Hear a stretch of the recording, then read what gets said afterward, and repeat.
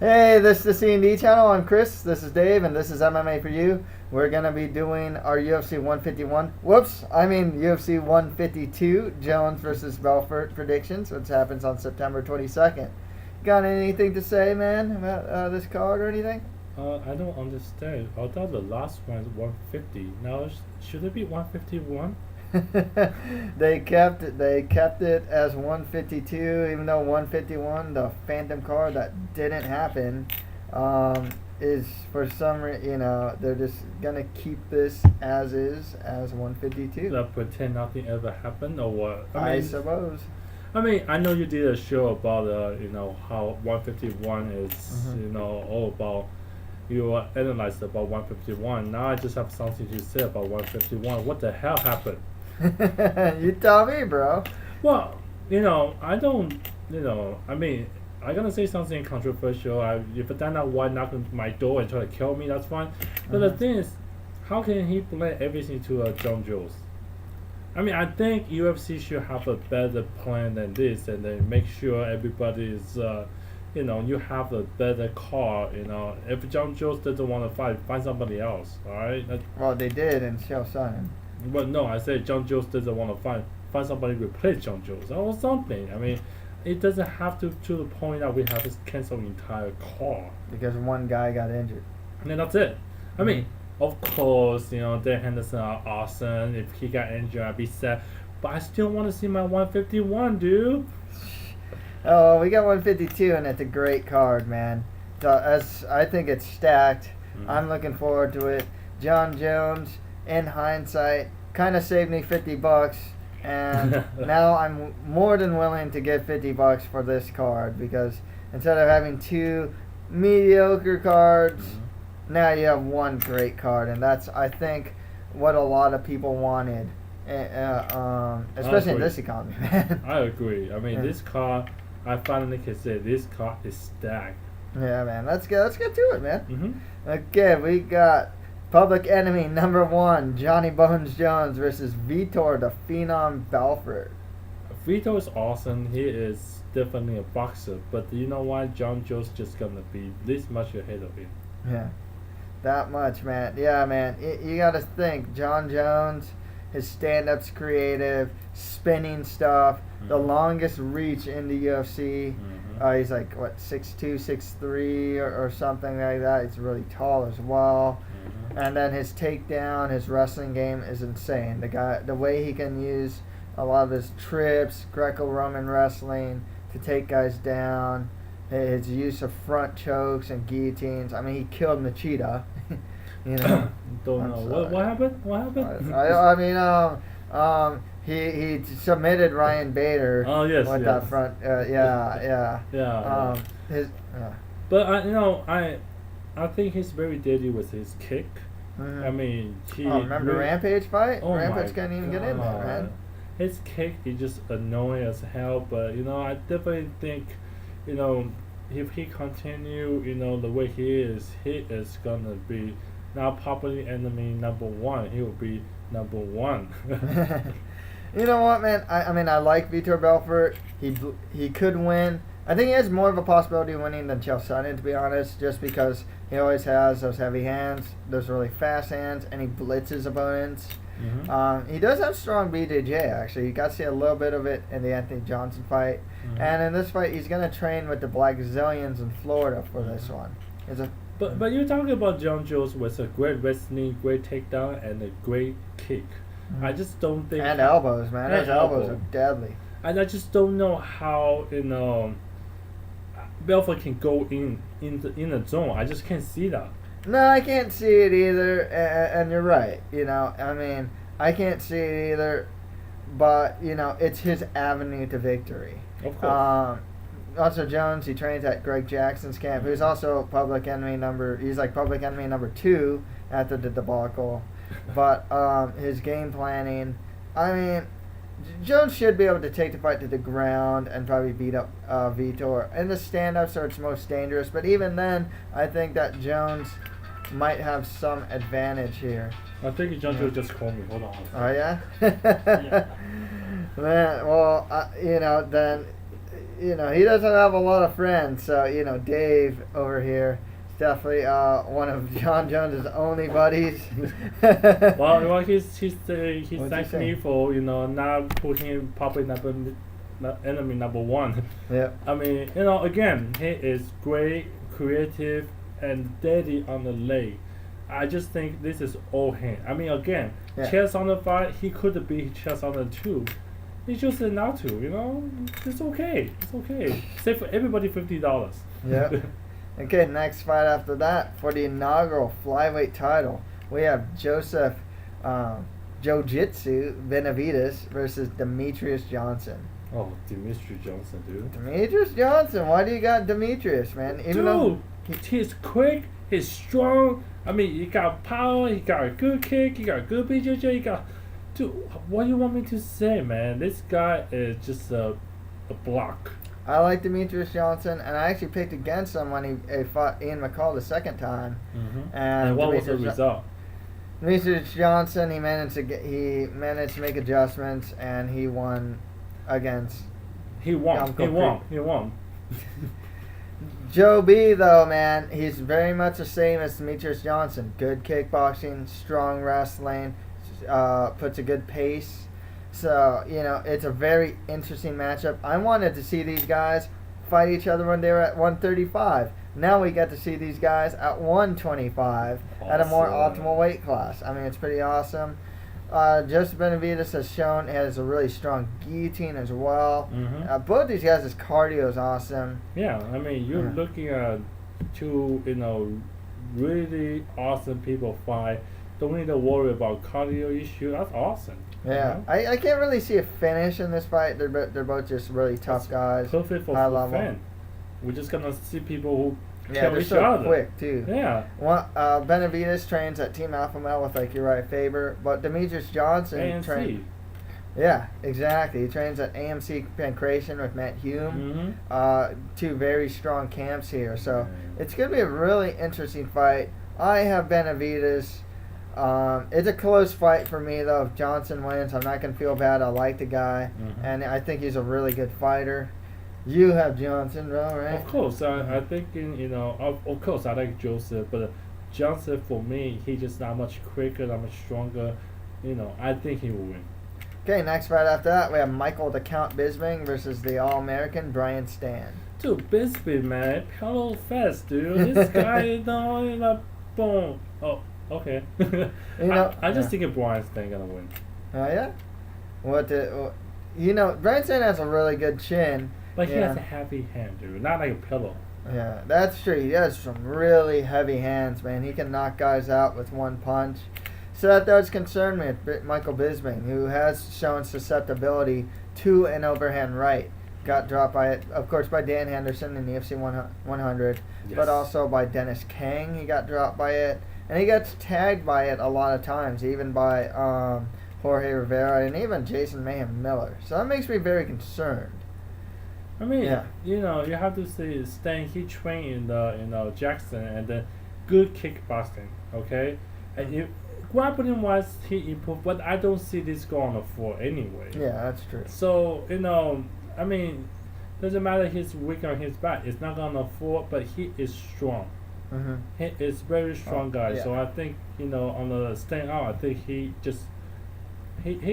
a header for Bisping. He's good, man, but I got the count here. And, I think the one thing with Bisping, he's always on his bicycle, lots of movement, throws combinations, strong work rate, man. He'll go in, attack, out, go in. He just has a very strong work rate with a lot of movement, and it's a good jab. His offensive takedown ability is improving a lot. But again, I still want to say that Stann's heavy-handed can really be the...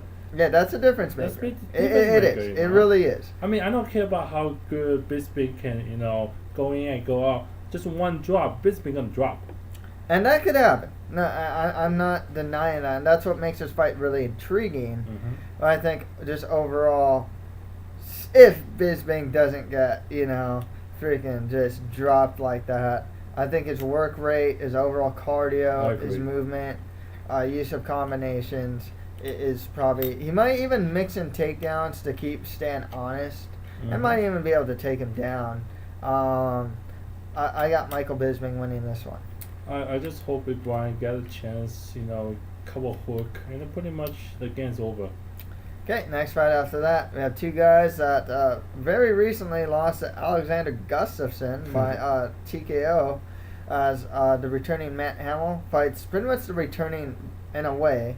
Of course, he didn't retire. Vladimir Matyushenko. So we got the janitor versus the hammer.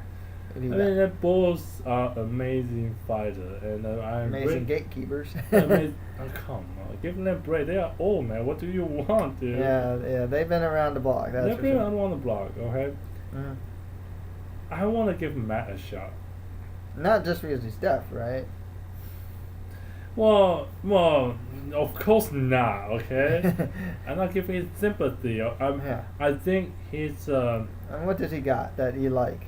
Well, he's a good wrestler. Oh, okay? yeah. He's very strong. The guy is a monster, the guy's okay? an ox, yeah. Yeah, and then good ground and pound. I mean, decent stand up, but a good chance. So you basically find somebody who doesn't go down. No, that's true. I remember the times he has gone down. I mean, he takes a lot of damage before he gets finished. I got the janitor here though, man. He has a lot of experience. Hamill's got no experience too. He's fought most of his fights in the UFC. He also has strong wrestling. His stand-up's getting better. He showed some KO power against Brills in his other fight, and it's good top control. And he's not afraid to have ugly fights where he clinches a lot, gets some top control, some ground and pound, But yeah, they're very similar fighters. Just they're both very strong guys. They both have like wrestling bases with decent stand-up, but have power. I think it will be a close fight, and then Vladimir could win because he can draw a very boring fight, and he's smart about it. Yeah. I don't think Matt can do anything on the clinch game, but that's a good enough punch. Yeah, but I think Vladimir, this is his crochet. He can do it better than anybody else. I just think Matt, with his unstoppable power, you just can knock him down, and then his fist, man, ground and pound, man. You got him a chance. It's over. One thing that's interesting is both these guys will have come off some pretty lengthy layoffs. So that should be interesting as well. Of course. Okay. And the final fight on the main card, we have Charles the Bronx Oliveira versus Cub Swanson. I mean, those two are really good fighters. I just like Cub Swanson a little bit better because 17-5 regular, 6 KO, TKO, 7 submission. 20. I mean, forget about the age. It doesn't even matter. He's only just 28. That's not old. Yeah, I know, but he is just really good with his KO power, man. Oh, as of late, man, he just stopped George Roop and Ross Pearson in his last two fights. He shocked me. I didn't know he got that sort of KO power. So I was pretty impressive. A good stand out, good wrestling, good BJJ. He's very good. He is a very game opponent, but I like Charles the Bronx here. The thing is, the kid's only 22 years old. Very good Muay Thai at his age. His stand-up is very dynamic, and his ground game. I mean, he's the first guy to submit Jonathan Brookins. First guy to get a calf slicer finish in the UFC against Eric Weisley. His offensive Brazilian Jiu-Jitsu is really good, and he does actually have some pretty good wrestling.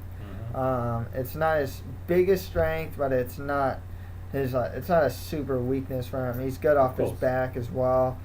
I can see, Cub Swanson has been really impressing me as of late. I didn't pick him.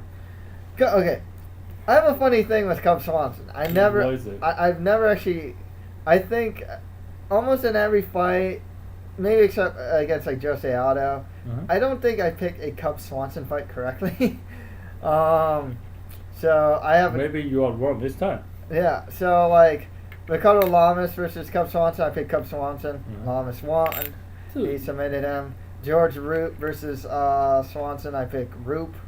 Mackin Semzer versus Swanson. I picked Mackin Semzer.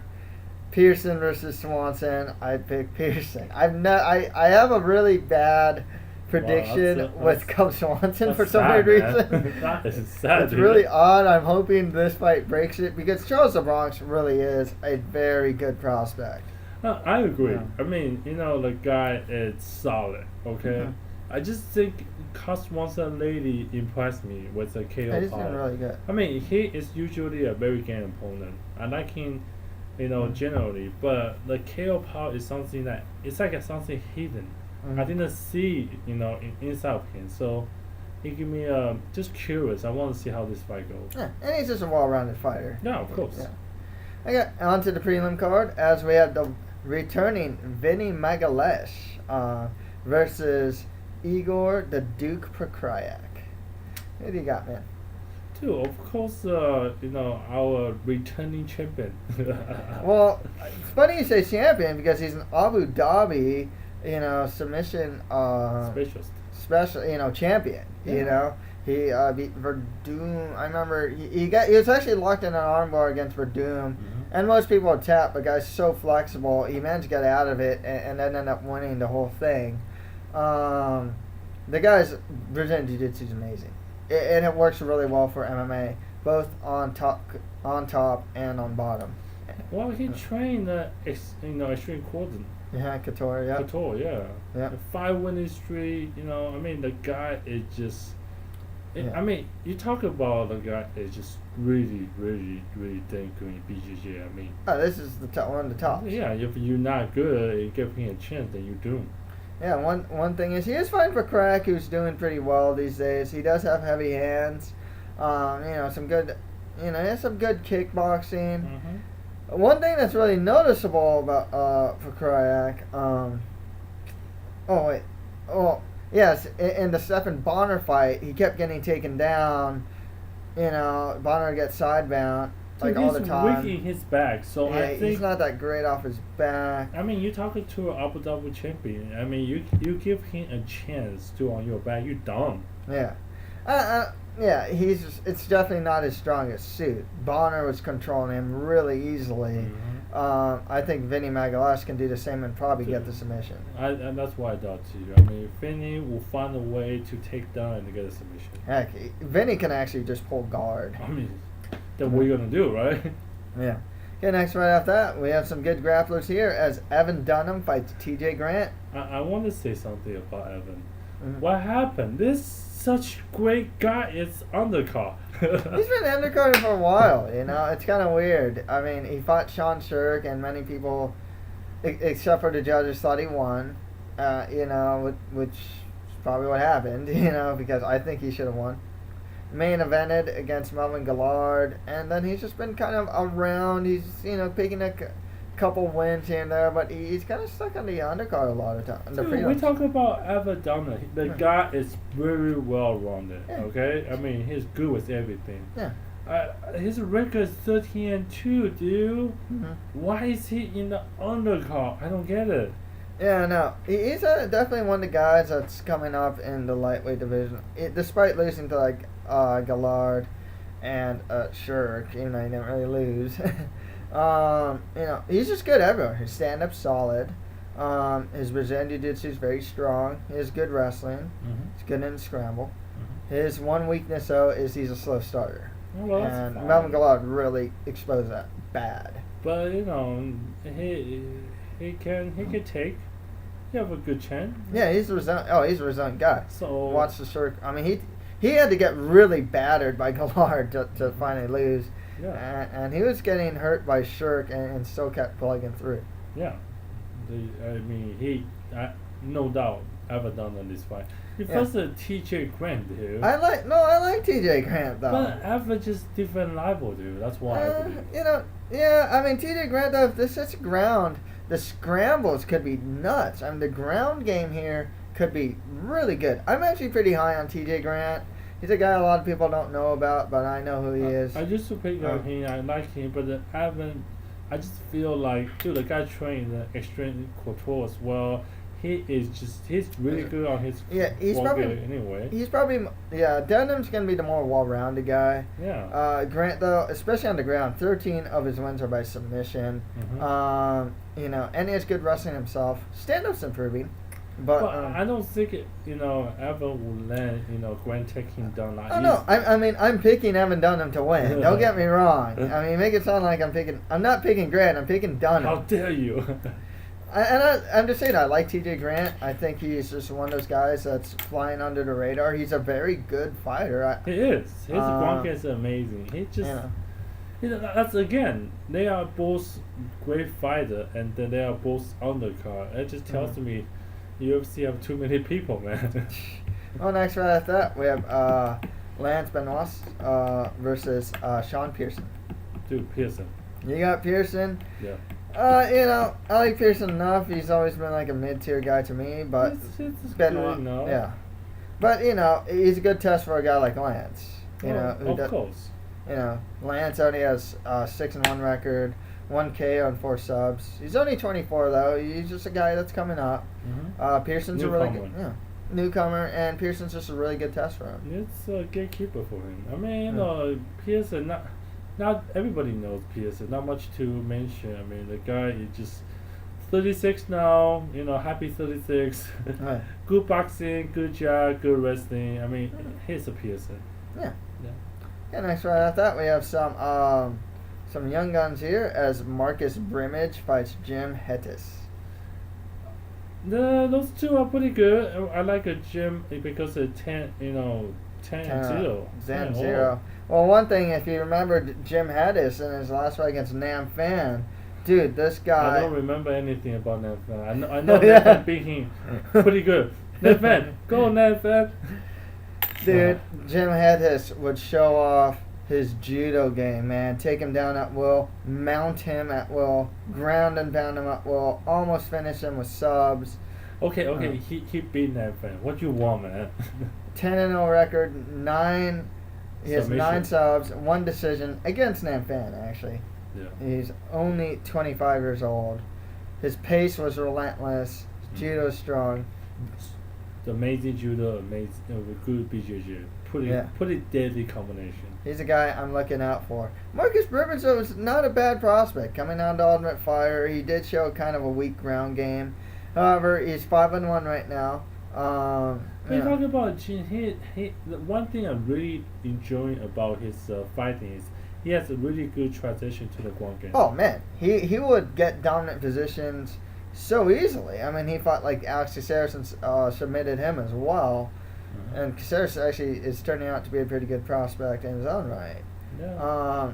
But back to Brimage, he trains at American Top Team. He's 27 years old. He's got some pretty heavy hands, but his takedown defense is improving, but his weakness is still the ground game and off his back. And his strength is the ground.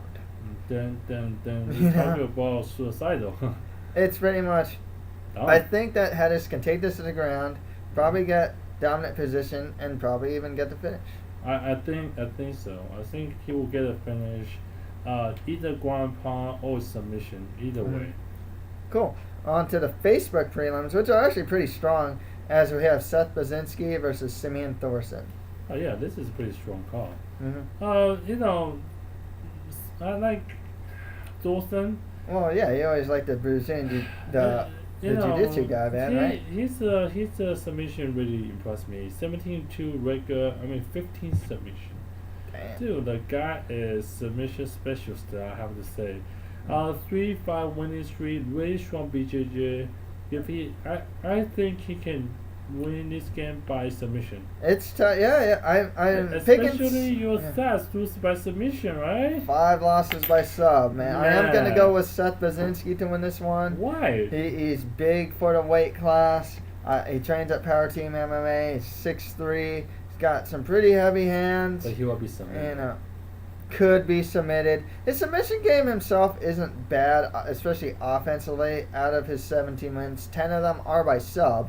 Of course, he's going up against a guy that, obviously is more of a specialist in that area. So it's pretty concerning, actually. But I'll go with Baczynski. I think he'd had the better stand-up.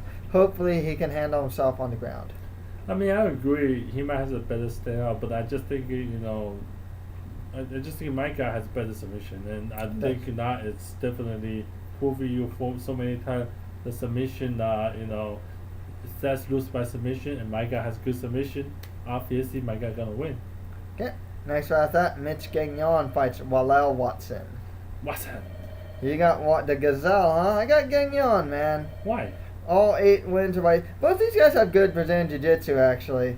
Gagnon, I liked his performance against Brian Caraway, even though he lost. He showed some resiliency. His cardio looked pretty bad though. He showed some pretty good knees, some decent takedowns, and he has good submission ability. What about you with Watson? Watson is pretty good. I mean, his record is alright. 9-4, but 2 KO, TKO, 7 submission. Yeah. He is a finisher for sure. And then 28 years old, training the Team Hurricane Awesome. I hate that name, by the way. Hurricane Awesome. Well, 2-5 losing streak, not big on that, but he's pretty tall, man. Yeah. It's For 135 pounds to be 5'11", that's pretty tall, and he has long limbs too. Yeah, Huh? it's good BJJ. I really enjoyed it. Cool. Okay, next fight after that, we have the Spaniard Charlie Brenneman versus Kyle Noak. Man, this fight, I pretty much disagree with you 70%, man. I say Kyle Noak. Yeah, I like Kyle Noak. When he was in middleweight, he's a good fighter, Australian guy. Well-rounded enough, but... 19-6-1 record, dude. I mean, 6 KO, TKO, 8 submission, 32 years old, good BJJ.